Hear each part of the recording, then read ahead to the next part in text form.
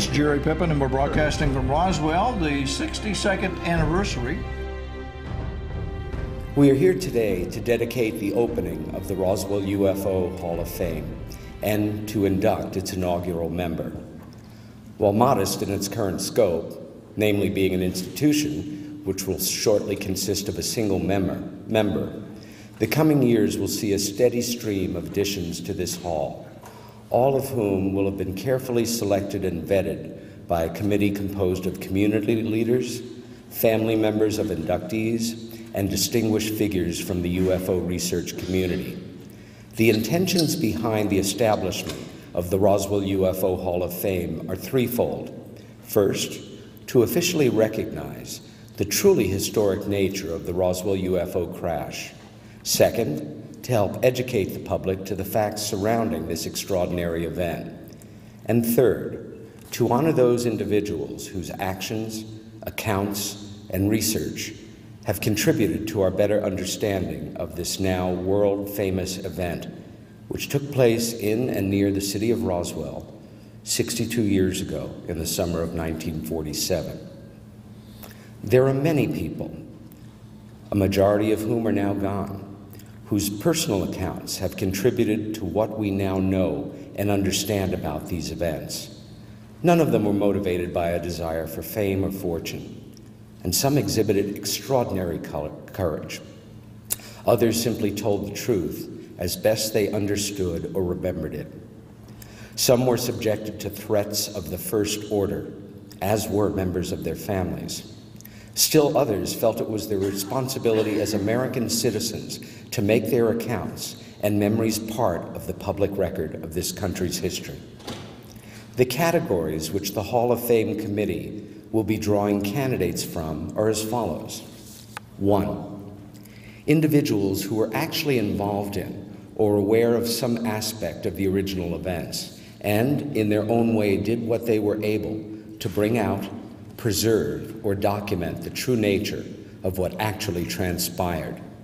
Candidates to be considered may well have been local residents or members of the 509th Atomic Bomb Wing, then stationed at the Roswell Army Airfield just outside of town.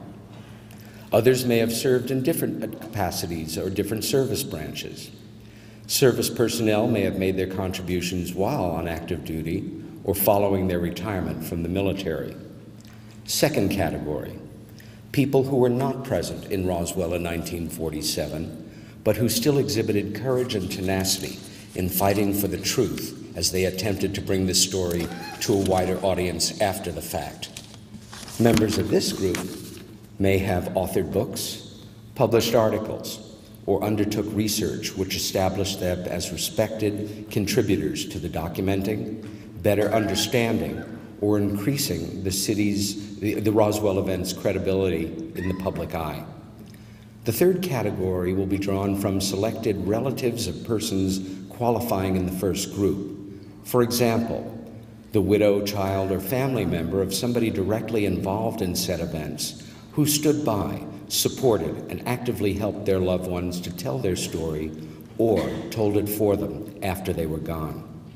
4, those individuals who have brought serious ongoing attention to the Roswell story, either through their hard work for the city of Roswell, its annual UFO festival and conferences, or through their work for the International UFO Museum and Research Center.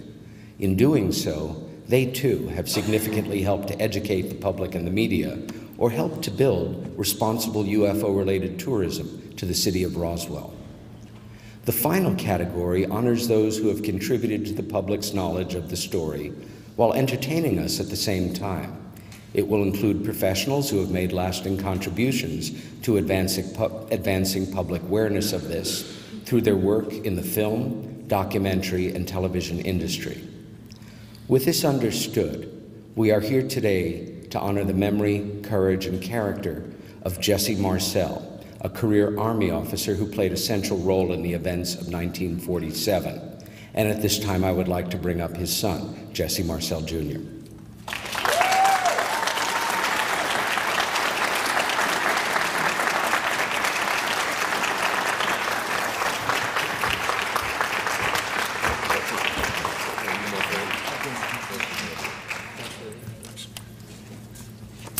At the time of the crash, Major Marcel was stationed at the Roswell Army Airfield, where he held the prestigious and highly responsible position of Base Intelligence Officer to the 509th Atomic Bomb Wing, the first nuclear strike force in the world.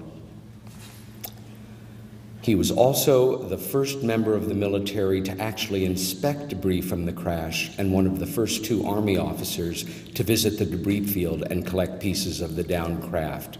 It was Major Marcel who was instructed by the base's commanding officer, Colonel William Butch Blanchard, to accompany the first batch of recovered material, half a B-29 full, recalled Marcel, on its flight to 8th Army Air Force headquarters in Fort Worth, Texas. It was also Blanchard who authorized the announcement that the Army had indeed recovered the remains of a crashed flying disc in New Mexico.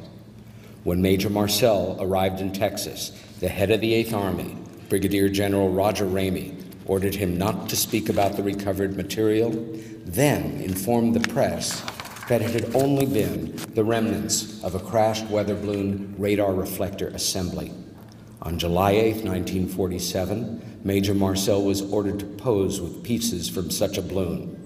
This photograph went out on the wire services and was published in hundreds of newspapers around the country and other newspapers all over the world, much to the humiliation of the respected Army officer.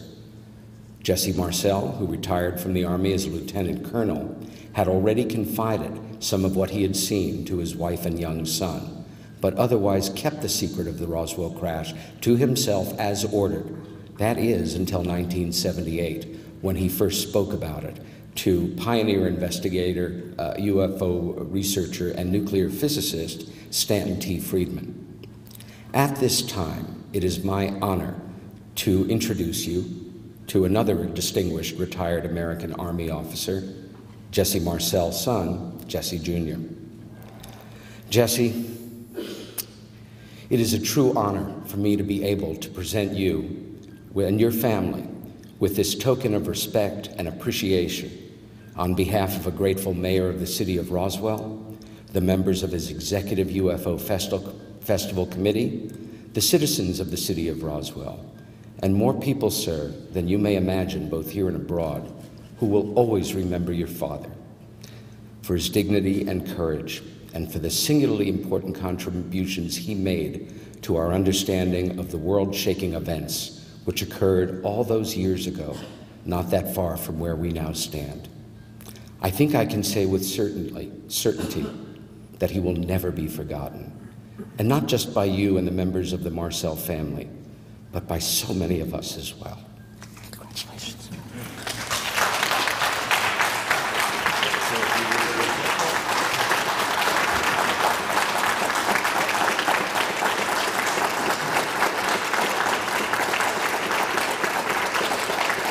I'll tell you, what can one say at this time? You know, words fail to describe my emotions on the fact that this honor is being bestowed on my father.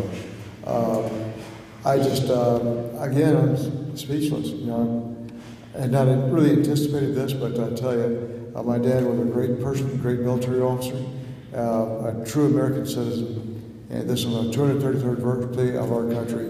Who can ask for more? And I really appreciate this offer, this momentum, which will be forever. Thank you very much. Jesse, on behalf of the City of Roswell and the UFO Committee, I would like to present this to you as the first member of our Hall of Fame for your family. Oh, okay.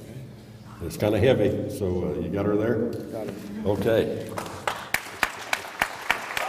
I wanted to tell everyone, thank you so much for coming and being part of our festivities this weekend. I certainly hope that everyone has had a good time. And our vision when we started was to have an alcohol-free, family-friendly festival.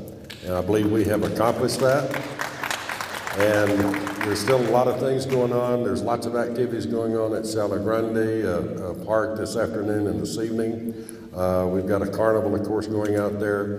It was very important to me that we have lots of things for children to do. And the alcohol aspect of it was also critical to me, that families would feel they wouldn't worry about their children due to no alcohol being involved in this festivity. This evening, the Temptations will be playing out at Cielo Grande prior to the fireworks. If you've not had an opportunity to see the Mike Satterfield commemorative fireworks that we put on here in Roswell, I believe it to be the best in the state of New Mexico. It'll be about 30 minutes of just solid action from start to finish. We will absolutely light up the sky. And so come out, bring your blankets, bring your lawn chairs, go early. Parking will be an issue, and just have a marvelous time. That's what this is all about. I want everyone to go home saying, by golly, I'm glad we went to Roswell. That was a lot of fun, and we're going to go back next year. So thank you, and may God bless and keep each and every one of you.